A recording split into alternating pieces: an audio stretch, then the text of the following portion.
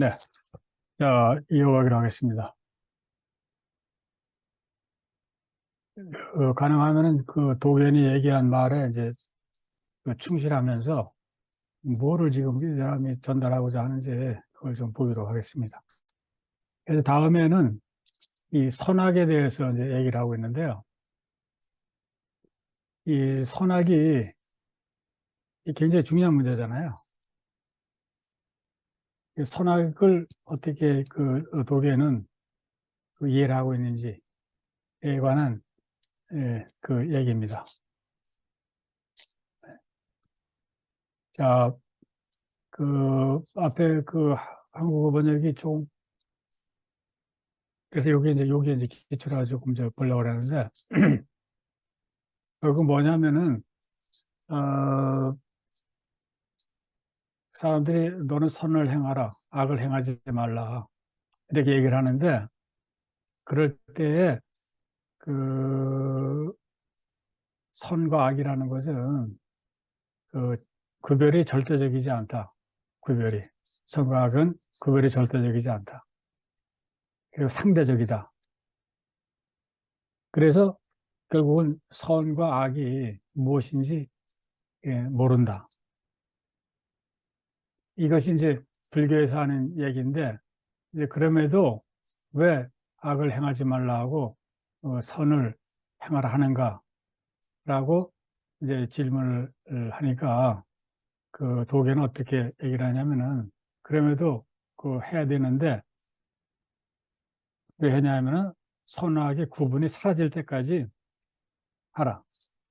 그래서 그 여기에 이제 나온 글인데 이거를 제가 요약을 해서 얘기하면은 여기에 나와 있는데 그 어떤 임페라티브 이것을 해야 된다 하지 말아야 된다 하는 도덕적인 명제가 존재 자체에 녹아 들어가 가지고 그 임페라티브가 아니라 그 디스크립티브한 명제가 될 때까지 계속적으로 행한다면은 그러면 그 때에 가서는 선악의 구분 원리가 더 이상 존재하지 않게 된다. 그럴 때 우리가 이제 선악을 논할 수가 있다는 얘기를 하고 있습니다. 선악의 구분이 되지 않는 그런 상태까지 그 밀고 들어가는 그런 얘기를 함으로써 우리들이 갖고 있는 선과 악의 의미, 그 범주를 거기에 빠지지 말라 하는 얘기를 하고 있는 것이 요 챕터입니다. 그래서 이거를 그 불교적인 그, 용어를 써가지고서 다시 이제 설명을 하고 있는데, 어, 이 얘기를 제가 요거를 보고서 요약을 한 겁니다. 전세, 현세, 내세 도덕적 선악의 구분 범주에 갇혀 있는 선악. 이것이 보통 인간이 갖고 있는 그런 현재 깨우치지 못한 사람들이 갖고 있는 선과 악에 대한 범주구 구분이고, 또한 그 부처의 길과 세속의 길이라는 세속의 영역이라는 구분에 갇혀 있는 선악인데, 그러나 이제 그것을 넘어서야 된다 하는 얘기를 하고 있어요. 그렇게 되면 거기에서는 선도 아니고 악도 아니다 이런 얘기를 하고 있습니다. 그것이 이제 이 깨우침이다 하는 얘기를 이어가고 있습니다. 그러면서 이제 계속 이 얘기를 넘어가는데 뭐 이거는 이해의 범위를 넘어서는 것 같아요. 무슨 얘기인지 뭐 여기 번역도 이제 해놓고 했는데 이 책에서 제가 그 여기 해놓은 거지만은 이 얘기하고 있어요. Evils are not emptiness, it is not doing. Evils are not form, it is not doing. Evils are not doing. 왜냐하면 there is only not doing. 뭐 이렇게 얘기를 하고 있습니다. 이게. 하고 있는데 그래서 예를 들어가지고서 그 뭐 소나무 스프링 봄 소나무 뭐 그는 그 실존 존재하지도 않으면서 실존하, 아, 존재하지 않는 것이 아니면서 존재하는 것도 아니다. They are just not done. 뭐 이런 식으로 얘기를 전개하고 있어요. 근데 이걸 읽어봐도 저는 뭐 무슨 얘기인지 모르겠어요. 모르겠는데, 이거는 저도 도저히 무슨 얘기를 던지고 있는지는 뭐 제가 설명할 수 있는 그 능력이 전혀 없습니다. 악은 emptiness, 공이 아니다. 그것은 악은 not doing이다. 악은 그 형태가 아니다. 그것은 not doing이다. 그러면서 또 악은 not doing이 아니다 그랬잖아요. not doing이 아니다. 왜냐하면 그것은 only not doing이기 때문이다. 그러니까 이거는 A다. 이것은 A가 아니다. 그렇기 때문에 A다. 뭐 이런 그 논리예요. 그리고 이런 우리가 보통 갖고 있는 선과 악 구분을 하고 하는 그런 그 범주를 완전히 벗어나서 다른 세계에서 그, 논의하는 그 선악 논의입니다. 자, 그렇기 때문에 끝까지 이것도 제가 요약을 하는 겁니다. 근데 이걸 읽으시면은 이게 좀 헷갈려요. 끝까지 붙들고 늘어서 실행하는 것. 선악은 인연하고 연기와 무관하다. 선 그 자체가 온 힘을 다해 실행하고 있을 뿐이다. 그냥 여기에 녹아 들어가는 것, 뭐 이런 뜻이 아닌가. 그래서, 이거를 기억하고 계셨다가 나중에 다시 한번 책을 이제 보시기 바랍니다. 이게 무슨 뜻인지 이해가 될 것 같기도 하고, 안 될 것 같기도 합니다. 그래가지고 백거에 뭐 예를 들어가지고 한 얘기가 있어요. 얘기가 있는데 그 선과 악의 구분을 뛰어넘고 또 뭐, 그래서 이것이 이제 가장 이제 그 난문인데, 이거를 이제 이해를 하면은 깨우침을 조금 이해하는 것이 아닌가 하는 그 생각이 드는데, 저는 뭐 도저히 이 능력이 다 와닿지 않습니다. 아, 여기서 보면은, 아, 자기 자신의 마음을 깨끗이 하는 것은 하지 않는 것에 깨끗이 하는 것이다. 무슨 뜻인지 모르겠어요.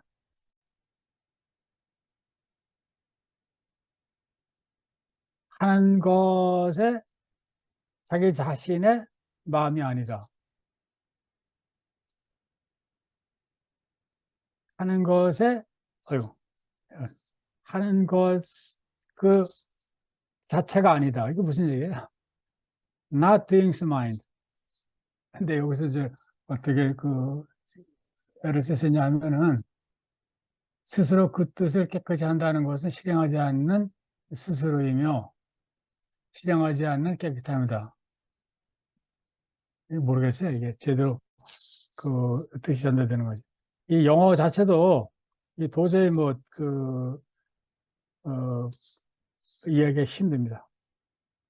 이걸 이해했을 때 뭔가 선하게 그 범주를 뛰어넘는 그 어떤 본질에 이를 수 있다는 그 얘기 같은데, 이게 192페이지에 나와 있는 그 도견의 얘기인데, 이 영어 자체의 번역이 저는 맞는지도 몰라요.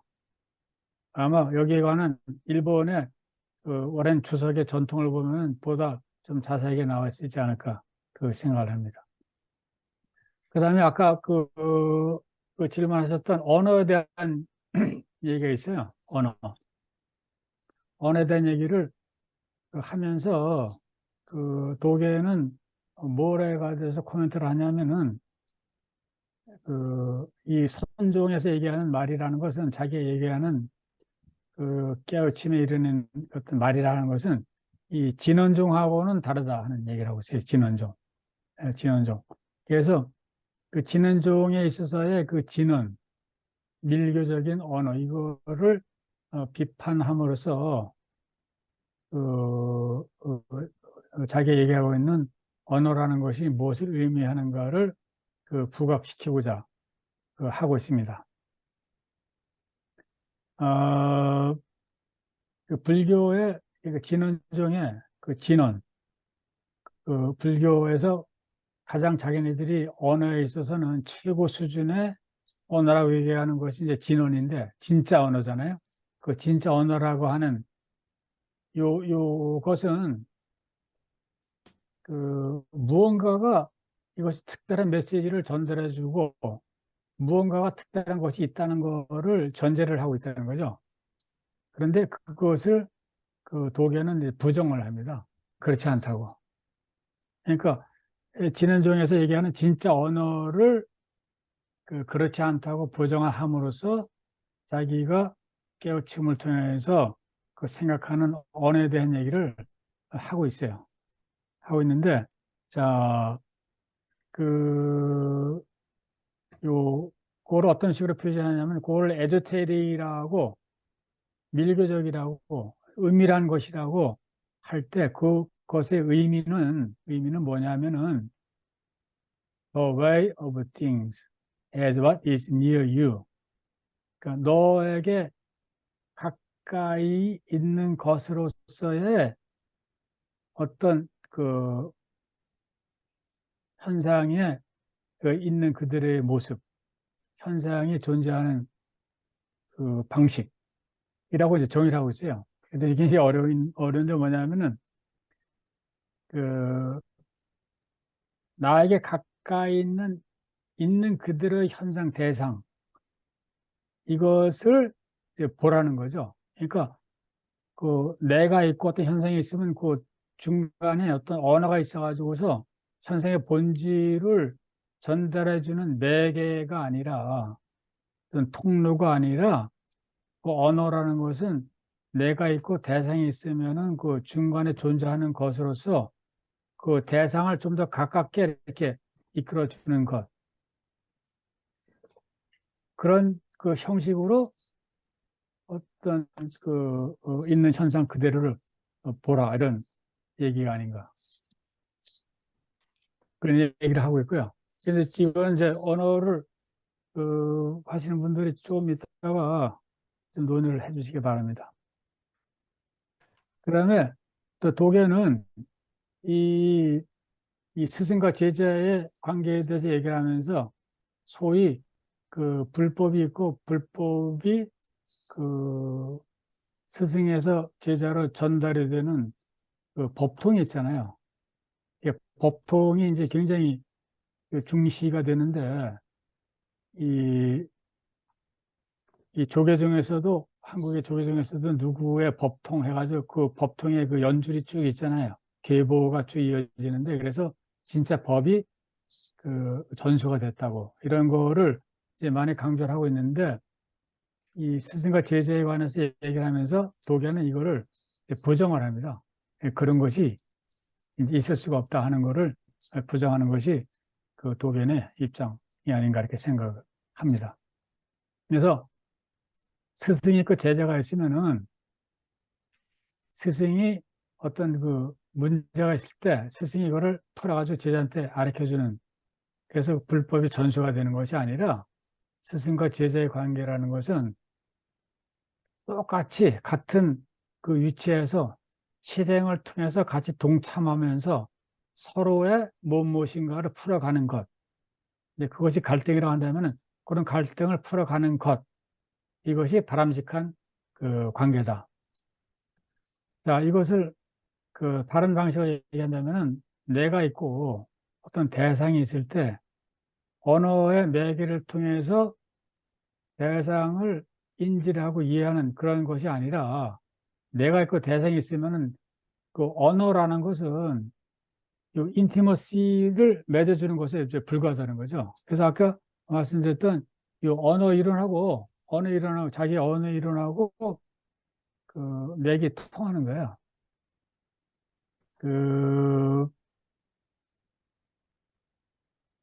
요거는 제가 이제 섞은 건데 에듀테이라는 말은 인티머시로서 존재하는 현상 그대로의 현상. 근데 그 인티머시라고 하는 것은 너에게 가까이 있는 것. 그래서 나에게 가까이 있는 그들의 현상, 대상.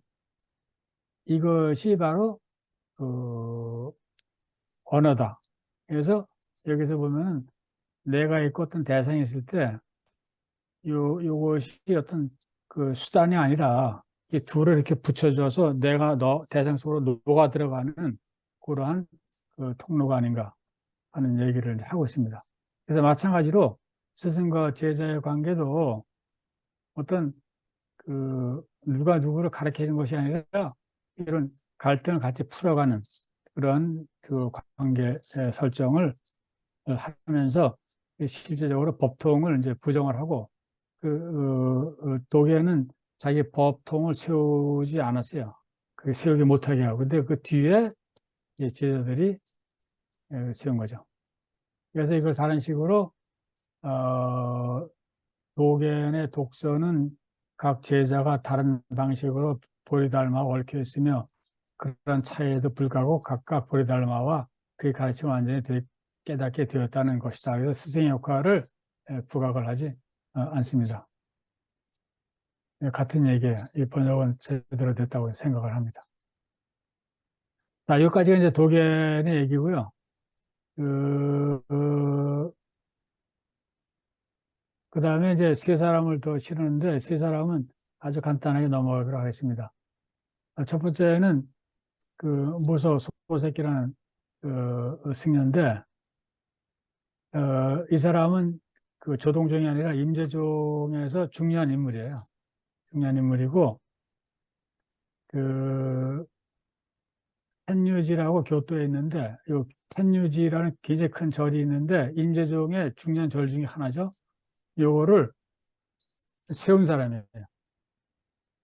그리고 이 사람의 제자들이 그 일본 중세에 무역하고 외교를 독점을 했습니다. 그래가지고 정치에 깊이 관여하고 그다음에 경제에도 깊이 관여를 했어요.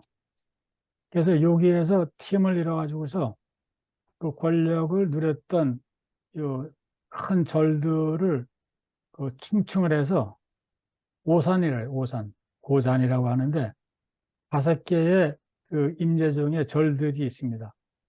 있는데 맨 처음에 이 가마쿠라에 있었다. 가마쿠라가 그때 첫 번째 무사 정권의 수도였거든요. 여기에서 무사들하고 지원을 받아가지고 절 5개를 중국의 승려들을 초청해서 그 세웁니다. 절 5개가 지금도 그대로 남아있어요. 감옥가에 가면은 굉장히 큰 절들인데 그것이 전부 임재정 계통의 절이에요.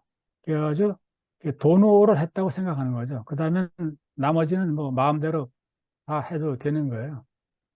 그래서 두 번째 무사 정권이 그 본부가 교토로 옮겨갔을 때 다시 교토에 새롭게 또 큰 절들을 세우기 시작하는데 그 중에서 큰 절 5개를 뽑아서 오산이라고 그래요. 오산이고 오산 중에 하나가 텔류지입니다. 천용사 텔류지인데 오산 위에 대장절이 하나 있어요. 대장절이 무슨 절이냐면 그게 교토에 가면 그 난젠지라고 있죠. 난젠지 남선사 난젠지 이것이 대장절이고 그 밑에 5개 절이 있는데 이 사람들이 일본 15세기, 16세기에는 국가의 외교하고 무역권을 거의 독점을 했어요. 그 정도로 막강했던 그 영향력을 행사했는데 이게 이제 교토 저 구석에 가면 있는 그 텐유지입니다. 절이 굉장히 크고 아름다워요. 들어와서 이렇게 앉아 있으면은 야 엄청난 그 영화를 느꼈구나 하는 거를 이제 느끼는데 이 절을 세운 사람이 무소 소새끼고 이 사람의 제자들이 쫙 전국에 그 무역하고 외교를 그 담당하는 그런 절들에 그 퍼져가지고서 현실 세계에 관여를 하기 시작하는데 이 조선하고 일본이 관계를 맺을 때 쯔시마를 통해서 한다 그랬잖아요. 쯔시마에 그 외교 문서를 작성하고 하는 것이 그 불교 승려들이라고 했잖아요. 그 불교 승려들이 다 이 사람 계열의 파입니다. 이 사람 파의 그 승려들이에요. 임재종의 승려들이 쯔시마에다 파견이 돼가지고 거기에서 조선과의 외교 관계에 있어서의 모든 그 문서를 이제 관장했던 그 역할을 하고 무역에도 이제 깊이 관여하고 이 텐유지는 일본 15세기, 16세기 때 그 부를 어떻게 해서 축적을 했냐면은 중국하고 무역을 했어요. 이 공식적인 무역을 중국에서 허락했는데 무역 사절단을 이끌고서 가는 사람이 누구냐면 전부 그 오산, 그 임재정 5개 절에 속한 거기에 있는 그 승려들이 대장이 돼가지고서 무역선을 끌고서 중국의 그 지금 영파, 닝보 거기에 도착을 해가지고 그 북경까지 가서 간단히 의식 절차를 마치고 그다음에 무역을 이제 전개합니다. 그 부가 거대했습니다. 아주 거대했어요. 그래서 정부가 그 무사 정권이 예산이 모자라가지고 돈이 모자라면 맨날 절에 와서 돈을 빌려갔어요. 그래서 이쪽 승려들은 이 쇼군하고 가장 그 강력했던 다이메달하고 같은 방에서 같이 술 마시고 놀던 사람들입니다. 그 히데요시가 조선 침략 저번에 다른 그 통신사 했을 때도 그 히데요시의 외교 브레인들이 전부 승려들이라고 했잖아요. 이 승려들이 전부 이쪽 오산의 그 승려들이고 그 이 사람들의 권세가 다이묘보다 위였어요, 위. 그래서 히데요시하고 같이 앉아가지고 차 마시고 그 얘기를 나누면은 그 밑에 다이묘들이 물 끓고 앉아가지고 그 지시를 받아가고 이런 형태였습니다. 자, 그런 그 무소 소새끼라는 아주 그 임재정에서는 신과 같은 존재인데 그 사람이 한 얘기는 별게 없어요. 별게 없고 그냥 불교 경전에 여기저기에 그 뭐 코멘트를 자기의 그 임재정하고 연관시켜 가지고서 그 얘기를 한 것들이 뭐 대부분입니다. 그 자신 자체가 평생 걸쳐가지고 무슨 선수행을 한 것이 아니라 일단 자기가 돈했다고 생각하는 거 아니에요? 그 다음에 수행에서 해방된 그런 사람이었기 때문에 뭐 쪼가리 코멘트만 이제 남긴 그런 사람입니다. 그래서 아직까지 뭐 미몽에 있는 거는 꿈에 깨어나지 않았기 때문이다. 그래서 꿈에서 깨어나면은 그 실상을 말 수 있다. 누구나 할 수 있는 그런 그 얘기를 하게 됩니다. 아,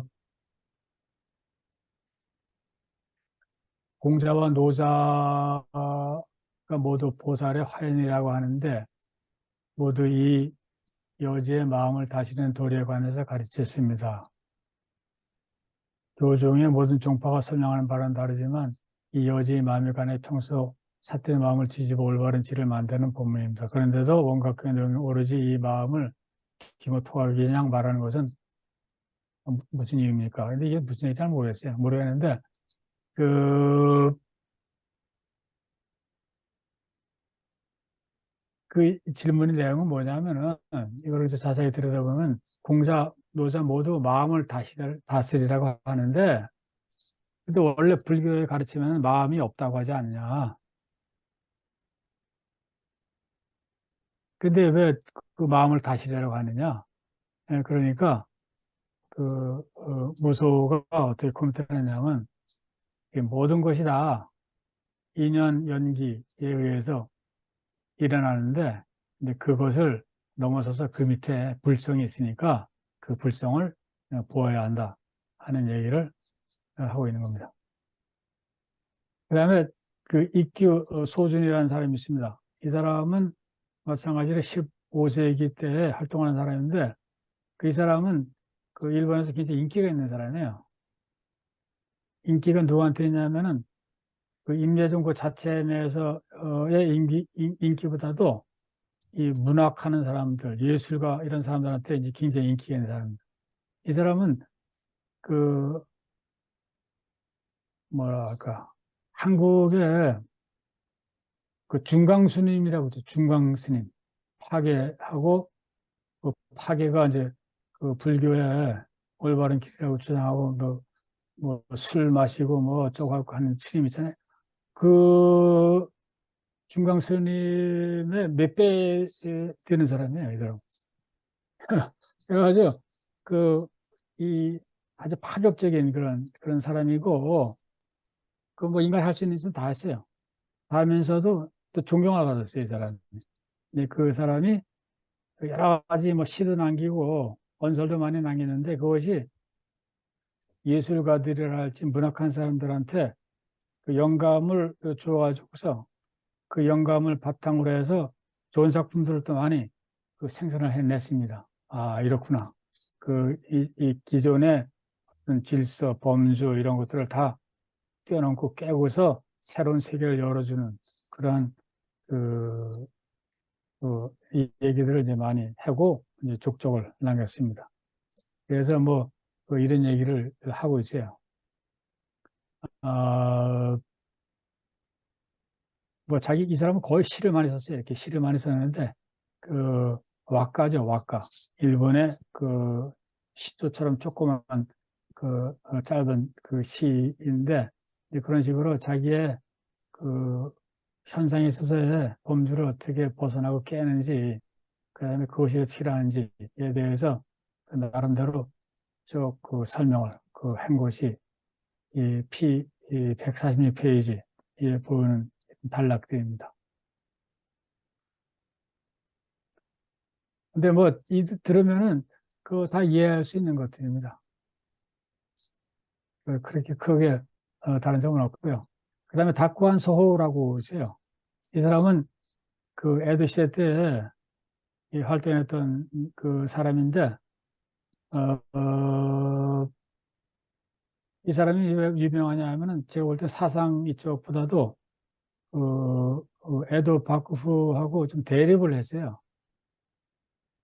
무슨 대립을 했냐면은 에도幕府의 승낙을 받고서 그 최고위의 승려들이 입는 그 보라색 승려복을 입는 자격을 승인을 받고서 이제 그 천황가에서 그걸 수여받아서 입게 돼 있는데 그 박후를 그러니까 무사 정권을 건너뛰고서 직접 그 천황가에 그 도네이션을 하고 그 자주색 승복을 받았어요. 그 무라사키라고 하는 일본말로.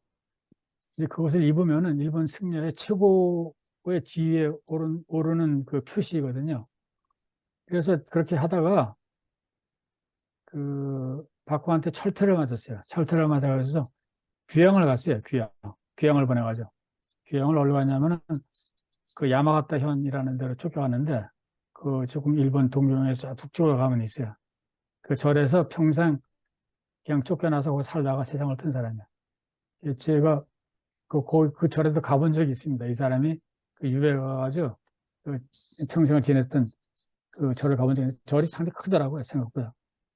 그 유배를 가도 그 지방에 있는 큰 절로 그냥 가면 되기 때문에 그뭐 먹고 사는 데는 별 지장 없이 그냥 조용히 있다가 가면 됩니다. 그래가지고 뭐 그 사람도 뭐그 이런 자기 생각되는 대로 조금씩 그 생각에 그 편리들 단편들을 그 글로 써서 남겼습니다.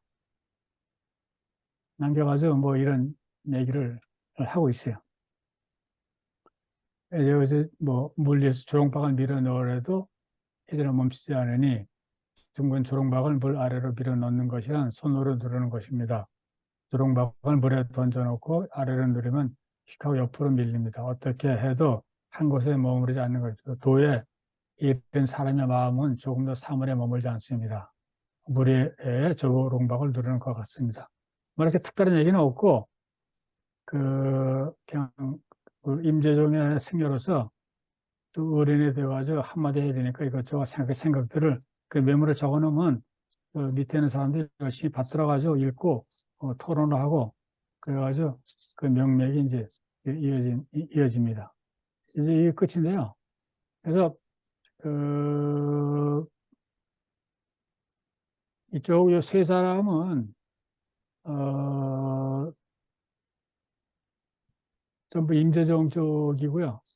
그다음에 이쪽 이번에 한 거에 그 핵심은 역시 도겐입니다. 조동종. 요 밑은 전부 이제 임재종 이쪽이고. 일단은 제 말, 제 말은 여기서 이제 끝내고요. 그 다음에 아까 제가 하나 얘기했던 것 중에 여기 있잖아요. 여기 조동종의 일상 그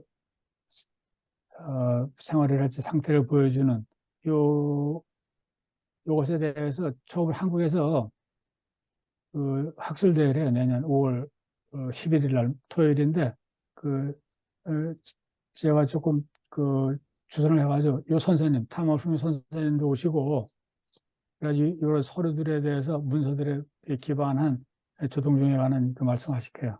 그다음에 제자도 한 번 오고 저도 가서 이제 여기에 대해서 이런 이제 문서들 갖고서 글을 써가지고 이제 얘기를 하고 그래가지고 5월 11일 날 토요일 날 하루 종일 있으니까 시간이 되시면은 참석하실 수 있습니다.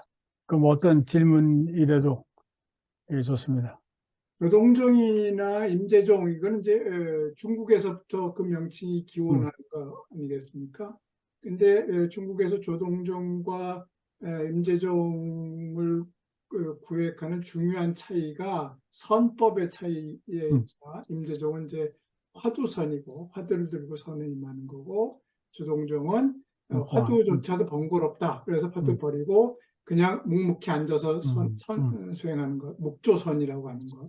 이런 차이를 많이 거론하는데 우리 이 교재는 그것에 대한 언급이 없어요. 선생님 설명 중에도 그런 게 없고. 그래서 혹시 일본에서는 임재종과 조동종 사이에 그런 선법의 차이는 없는 것인지 하는 게 첫 번째 질문이고요. 두 번째로는 일본 선종은 임재종보다는 조동종이 대중적으로 좀 더 많이 확산됐다. 그래서 일본 선종의 대표는 조동종이다. 이런 식의 설명이 여기저기 있는 것을 보았는데 우리 교재를 보면은 독일 말고는 오늘 다룬 나머지 세 사람 나중에 다음 달에 다룰 이 선종 승려들 다 보면은 임재종 승려들이에요. 도겐 이외에는. 그러면 통상적으로 얘기하는 일본 선종은 조동종 중심이다라고 하는 게 틀린 얘기인 건지 아니면 불교 이 선종 주요한 성종 승려들에 한해서 임재종 승려들이 많이 거론된 것일 뿐인 건지 어떤 것인지 궁금합니다. 이제 임재종하고 조동종을 이제 개창한 그 사람이 임재종은 에이사이라는 사람이고 조동종은 도견이잖아요. 이 두 사람 모두 중국 가서 공부를 했어요. 일본 요때 그 13세기, 14세기 때는 일본 승려들이 중국에 엄청나게 갑니다. 그 다음에 중국 승려들도 엄청나게 와요. 사람들만 왔다 갔다 하는 것이 아니라 예컨대 중국에서 큰 자리 불나잖아요. 불나면은 일본에서 큰 제목들을 배워가지고서 배를 싣고서 가가지고 보시를 해요. 절을 새로 짓게. 그래서 중국에서 절이 불나가지고 재난에 빠지면 사신을 보내가지고 일본에 도와달라고. 일본에서 응하고 그 정도로 둘의 관계가 밀접했어요. 그래서 에이사이하고 도겐도 중국 가서 공부를 했는데, 근데 그때 이 사람들은 모두 저번에 얘기했던 천태종의 본사인 히에잔이라고 했잖아요. 히에잔. 엔야크지. 교토 산 뒤 북쪽에 있는 모든 사람들이 다 거기서 공부를 해, 시작을 하는데, 그때 천태종인데, 천태종은 정토종 요소도 있고, 선종 요소도 있고, 밀교적인 요소도 있고, 그 다음에 이제 법화경 중심의 흐름도 있고, 다 있어요. 짬뽕이라도 일종의 종합대학과 마찬가지인데, 다들 거기서 이제 공부를 하다가 두 사람 모두 선에 약간 좀 끌렸어요. 끌렸는데, 당시 일본 천세종 내에서 하는 선에 이렇게 끌려가지고 공부를 하다 보니까 이게 별로 손에 차지 않는 거예요. 그래서 중국을 다 간 거예요. 갈 때는 어떤 스승을 찾아서 뭘 해야 되겠다는 그 인포메이션을 전부 얻고 나름대로 스승을 찾아서 갑니다. 특정한 장소에. 그래서 다 들어와서 그 가르침에 따라서 일본에 와가지고서 새로운 그 선을 이제 펼치고 이제 그것이 그 조금 시간이 지나면서 독립이 돼가지고 천태종에서 그 서서히 선종이 형성이 되는 건데 이제 그 측면이 있고 그래서 도견 같은 경우는 그 유학간 곳이 어디냐면은 그렇게 뭐 오랫동안 머물진 않은데 그 중간에 그 닝보 있죠 닝보 영파 거기서 북쪽으로 조금 더 가면 천동사라고 있어요 그 티엔통스라고 있는데 거기에 갔어요 그다음 이제 거기가 조동종의 그 거의 본산이나 마찬가지예요. 저도 한번 그 가봤습니다. 가봤는데 그 절이 엄청나게 아름답더라고요. 있죠. 크고 아주 아름다운 절이에요. 그 중국 그 영파 그 북쪽에 있는 절이. 그래서 거기서 완전히 그 조동종이 이제 빠져가지고 들어와서 일본에 와서 그 선을 그 독립해가지고 이제 펼치면서 그 전개를 하는데 이제 그럴 때 항상 이 사람들은 일본화 시켜요. 일본화. 그걸 그대로 갖고 와서 하는 게 아니라 그 자기가 나름대로 생각까지 일본화 시키는 그 선을 이제 펼치게 됩니다.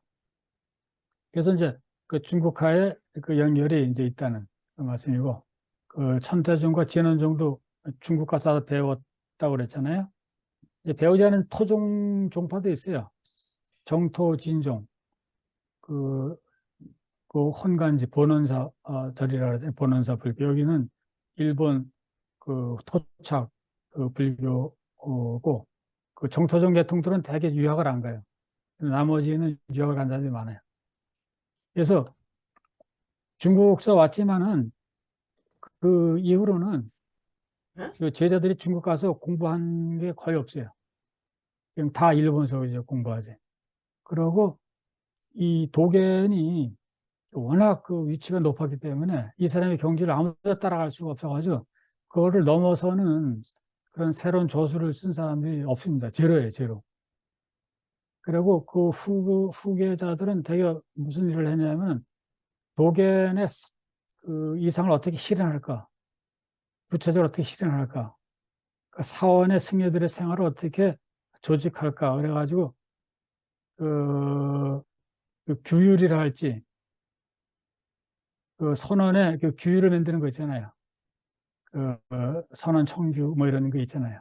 그런 것들에 주로 이제 그 힘을 들여가지고 거기에 대한 저서들은 많은데 도견을 넘어서는 이제 그런 것은 없습니다. 없음에도 불구하고 일본서는 그 조동종이 임재종하고는 달리 그래도 나름대로 그 소수파지만은 그 좌선의 전통을 지켜왔기 때문에 그 나름대로 이제 그 뭐랄까 자부심 이제 같은 게 있고 있으면서 이것이 서양에 알려진 거는 뭐 거의 뭐 제가 볼 때는 데이비스 지키의 그 덕이라고 생각해요.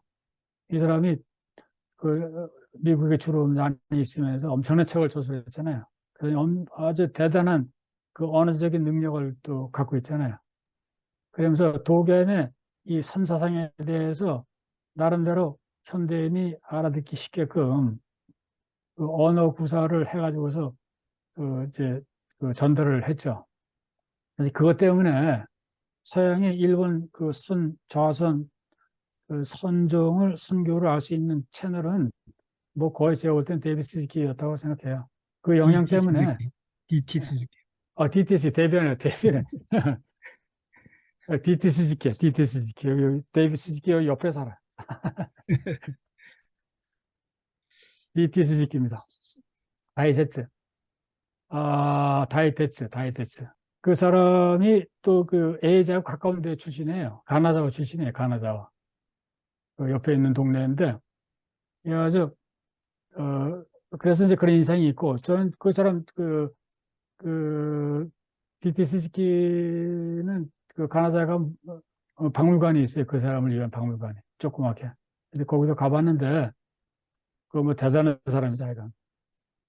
그래서, 서양에서는 그런 인식 때문에 이제 그렇게 되었고, 그 이유는 제가 아까 말씀드렸듯이 일본 종교가 중세 그 거대한 그 창시자, 그다음에 그 사상가들을 제외하면 그 뒤로는 그거를 넘어서는 사람이 없어요. 거의 없습니다. 거의 전무하다고 생각되고요. 그 이유는 전부 모든 종파가 이름은 달리하지만은 하는 거는 되게 다 비슷해요. 약간 소위 경전이 다르다거나 뭐 의식의 절차가 좀 다르다거나 뭐 등등이지. 그래서 현재까지 그렇게 흘러져 있지 않나. 그래서 일본의 선이 조동중의 중심이다 하는 거는 틀린 말일 수도 있고 맞은 말일 수도 있어요. 왜냐하면 임재정은 거의 지금 뭐 별로 이렇게 좌선이라는 것에 대해서 힘을 안 들기 때문에 그나마 선의 명목을 그나마 잊고 있는 건 아까 사전에 보듯이 젊은 사람들이 그 해외에 가잖아요. 가면은 그 몇백 명씩 모여가지고 열심히 합니다. 그래서 일본 선의 중심은 그래도 자기들이 볼 때는 조동종이 이제 중심이라고 그 생각을 하는 거죠. 서양의 그 임대정은 아까 말한 대로 스즈키 다이세츠고 스즈키 신류라고 있어요. 그 응. 조동종 그 스승인데 샌프란시스코 선방에서 이제 하는데 그 사람이 조동종 선을 미국에다가 번지는 사람. 그런데 조동종에서 특별히 묵조선을 강조하거나 이런 거는 안 보이는 모양이죠. 여기 그 공원이잖아요, 공원. 그러니까 그 다음에 예, 좌선이잖아요. 그 임재정은 공안을 쓰고 조동종은 시간타자를 그래가지고 그냥 just sitting. 음, 음, 그리고 큰 차이점은 그 임재정은 이렇게 서로 마주보고 앉고 음, 조동종은 벽을 보고 앉더라고. 음. 근데 그것도 거의 형식적이지.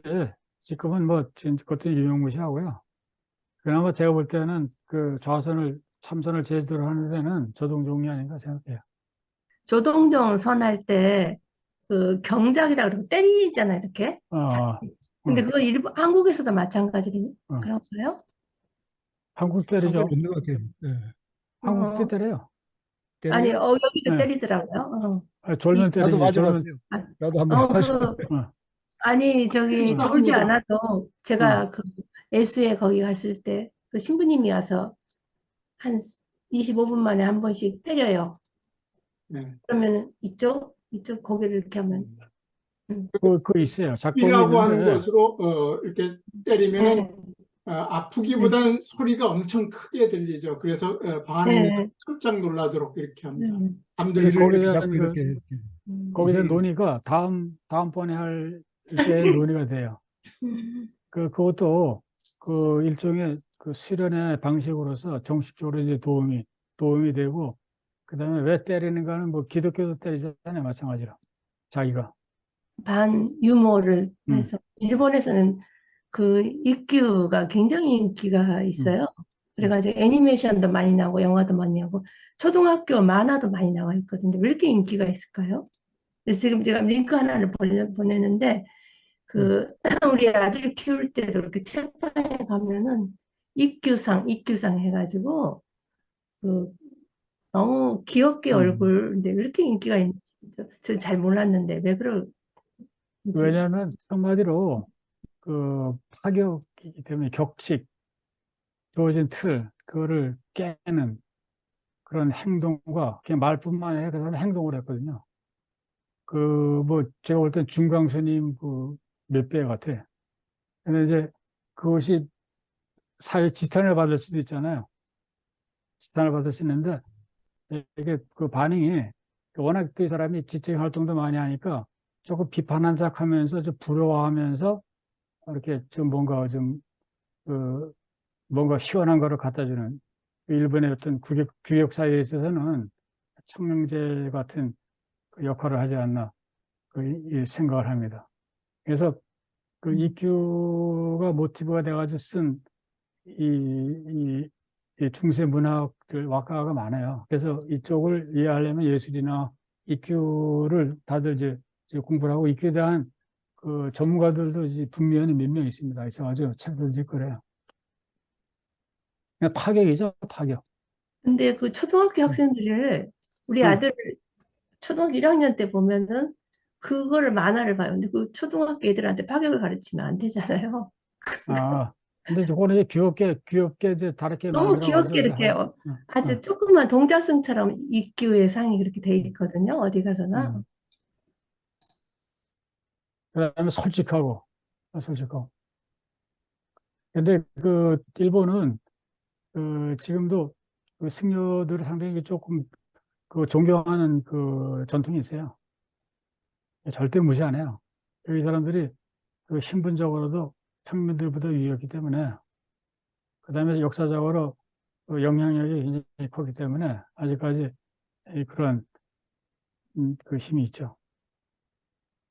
뭐 원효의 경우도 원효의 학설 이상으로 원효의 음, 파괴행에 음, 관한 음, 이러저런 음, 설화들이 고려시 때부터 많이 만들어져서 음, 민간 속에 전파가 되어 음. 왔죠. 그거 비슷한 현상 아닐까요? 비슷한데 이 사람은 뭐 그 평생 그렇게 살았으니까 교토에 그 번화가에서 그 별짓 다 했어요. 제가 여기서 느끼는 거는 일단 일본은 그 불교가 종파가 다양하다는 것하고, 그다음에 중국서 일단 아이디어는 의도지만은 그것이 씨앗은 되지만은 절대로 거기에 충실하지 않는다는 거.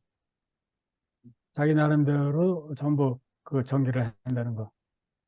그다음에 시간이 흘러가면서 이 보통 불교는 거의 뭐 민중화된다는, 그것이 모든 종파에 관계없이 나타나는 그 공동적인 그 현상이라고 생각합니다.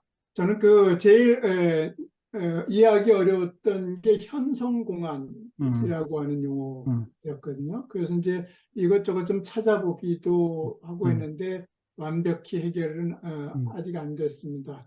선생님 그 말씀 중에 뭐 번역 과정에 누락된 것도 있고 뭐 또 조금 음, 적절치 않은 번역도 있다고 말씀해 주셔서 그나마 좀 위안이 되는데요.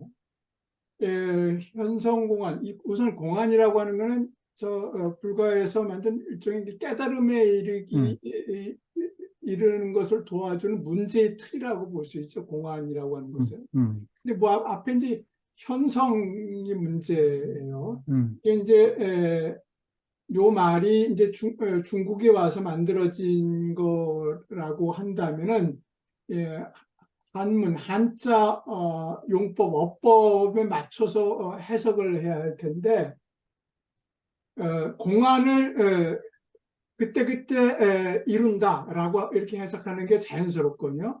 네, 한자 용법으로 치자면은. 음, 그렇다면 앞에 주어가 따로 있어야 돼요. 앞에 음, 무엇이 현성공안한다. 이렇게 해야 맞는 거죠. 근데 음, 이제 이거를 딱 떼서 명사화했어요. 현성공안이라고 하는 것을 딱 명사화했거든요. 음, 어, 선생님 그 소개해 주신 영어 번역, The Case 음, of Presencing이라고 하는 것도 이제 명사화해서 음, 번역을 한 것으로 보입니다. 그렇게 되면 이게 현이 현성이 뭐 현성이 말하자면 현실이라든지 이렇게 해서 독립된 명사가 되고 두 개의 명사가 합쳐진 용어가 되는 셈이 되는 건데 음, 그 좀 이상해요. 음, 근데 이 번역문 중에 121쪽 121쪽 넷째 줄에 보면은 말이죠.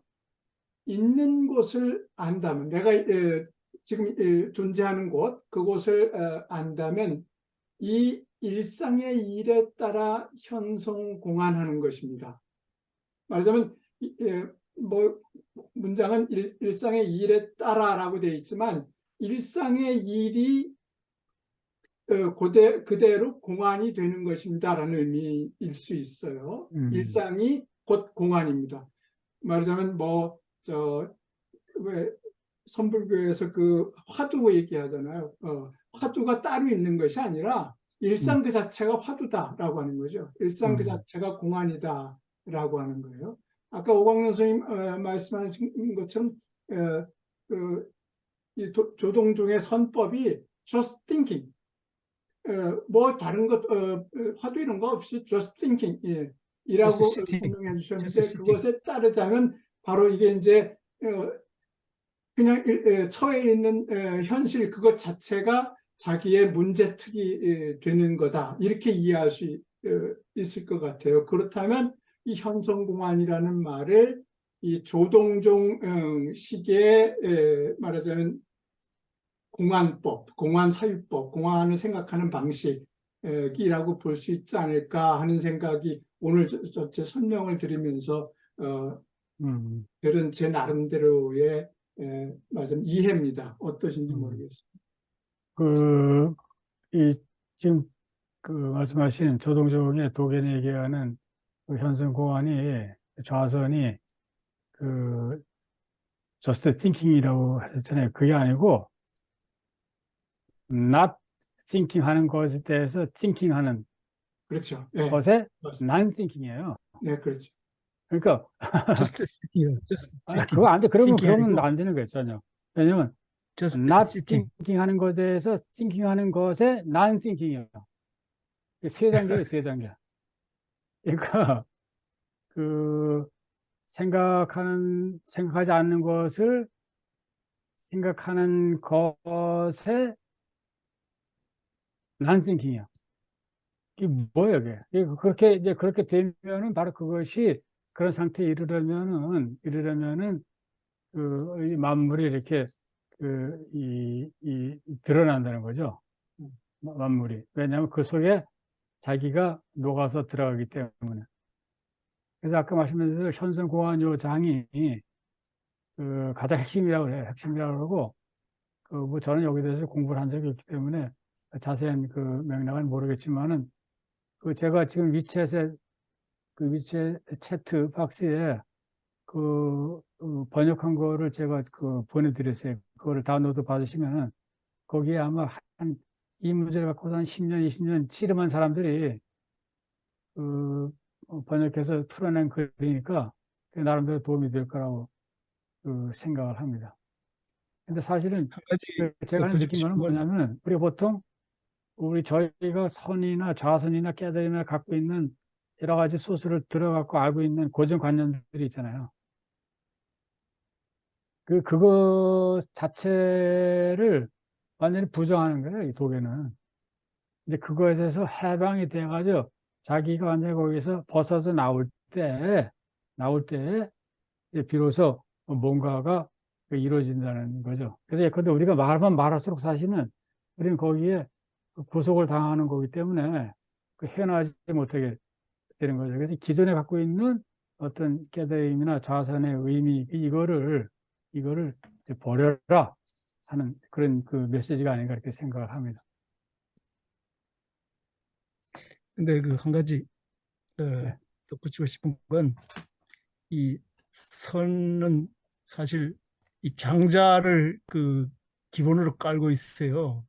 장자의 후계자는 뭐 도계는 아니지만 장자의 후계자는 임자라고 이렇게 보통 보는데 장자에서 제일 중요한 게 시비를 가리지 말 망시비론이라고 해서 악이냐 선이냐 이걸 가리지 말라는 거예요. 가리는 게 아니라 그 넘어선 거를 얘기하고 또 이 가장 중요한 게 이 심재, 오상화, 또 좌망 그런 게 이제 그 장자의 가장 기본이거든요. 그게 이제 고스란히 선으로 흘러 들어왔어요.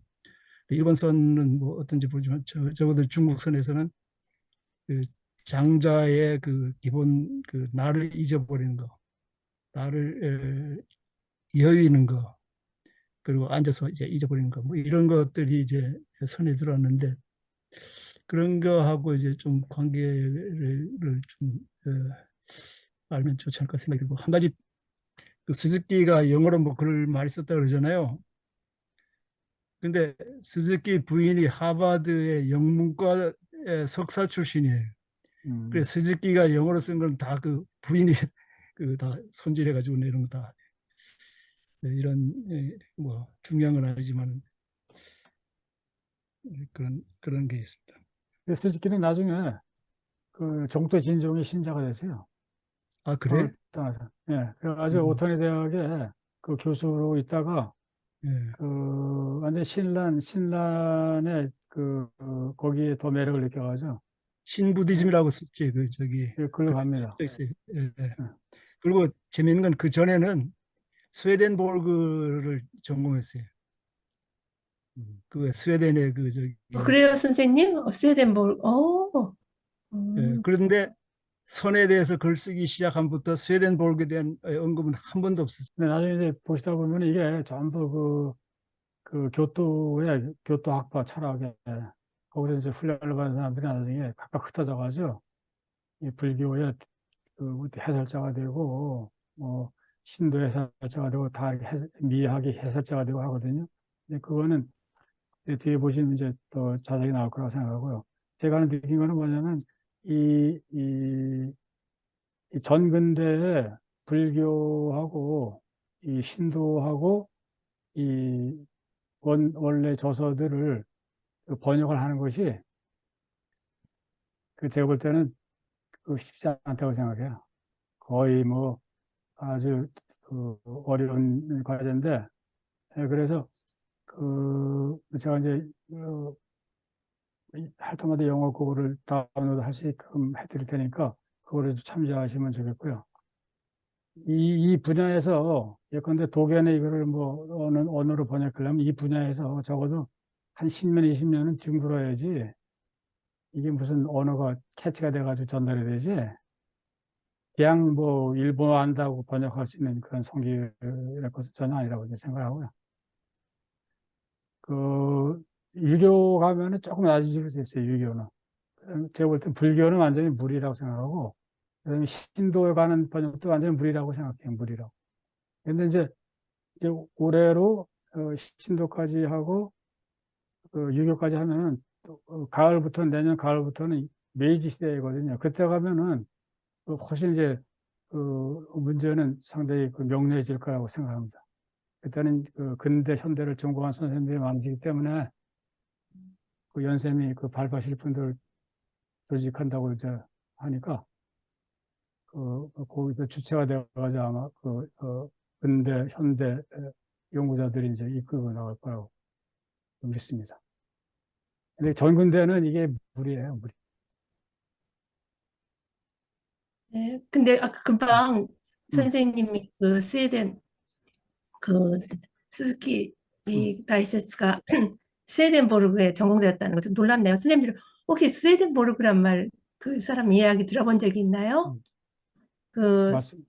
신의 음, 감 신의 선물인가 해가지고 연계를 50년 다 왔다 갔다 하면서 그 만들어 놓은 책인데 그게 그 상당히 이단인가 아닌가 뭐 여기서 문제가 되는 그런 책이기도 해요. 그래서 혹시 저는 이제 그 예, 죽음에 대해서 좀 생각을 해서 또 이 책도 읽었어요. 얼마 작년부터. 근데 우리나라도 번역된 게 하나 있어요. 번역된 게 있어요.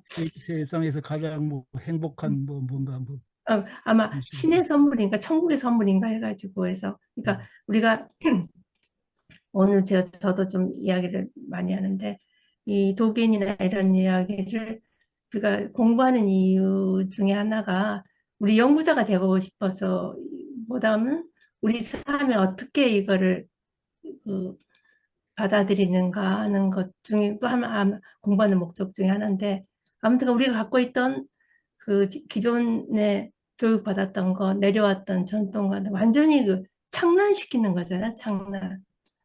장난시키고 흔들어 놓고 그 완전히 이렇게 해놓은 게 네, 이것만 이렇게 자체에 대한 아마 힌트를 얻은 게 드루즈 같은 사람들이 그런 철학이 이런 거를 이렇게 접하면서 그 사고의 서양 철학에서도 이렇게 인용이 되지 않았나 싶었는데 선생님 말씀대로 이 불교의 도견이나 선을 공부를 하려면 장자를 정말 좀 알아야 될 것 같은 생각이 들어요.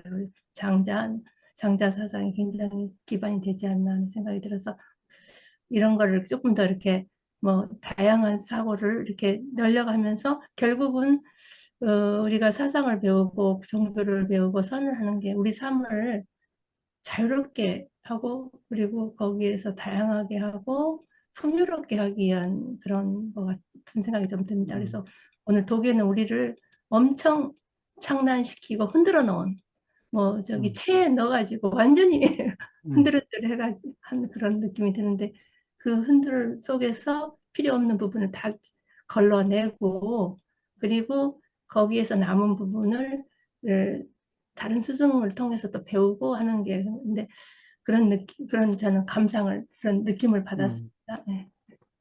근데 그 독일의 이 쇼보겐저는 음, 그 아까 고마자와 대학이라고 제가 말씀하셨잖아요. 거기 큰 연구소가 있는데 그 연구소에서 뭐 매일 그냥 하는 게 독일의 쇼보겐저 연구예요.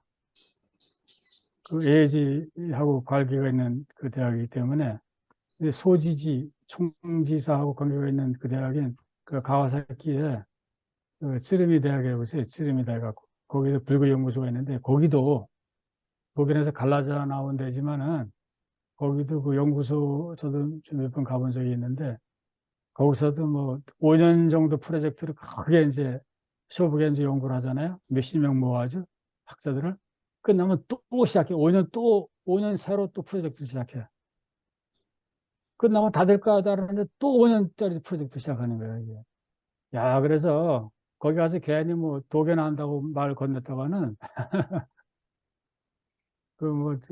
겁나서 얘기 못 합니다. 이제 그 정도로 지금 독일의 연구가 심화가 돼 있어가지고 그렇게 그렇게끔 그 뭐 절대적인 위치를 갖고 있고 아직까지 많은 사람들이 이제 매력을 느낀다고는 말할 수 있을 것 같아요. 근데 아까 독일의 그 선악할 때 뭐 doing 뭐 not doing not doing not 음, doing 뭐 이렇게 했잖아요.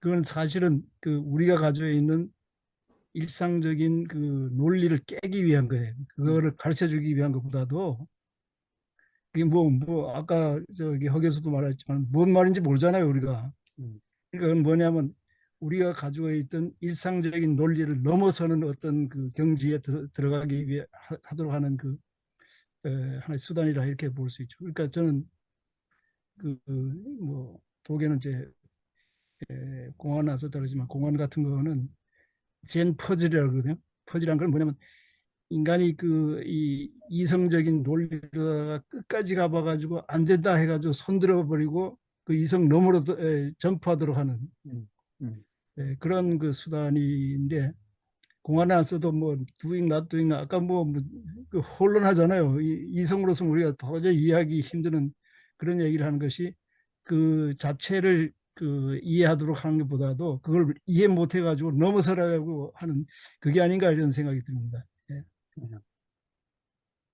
그래서 여기에 대해서 그 현대의 학자들이 나름대로 이제 새롭게 설명을 하려고 애쓴 것이 그 한 네 사람인가 있어요.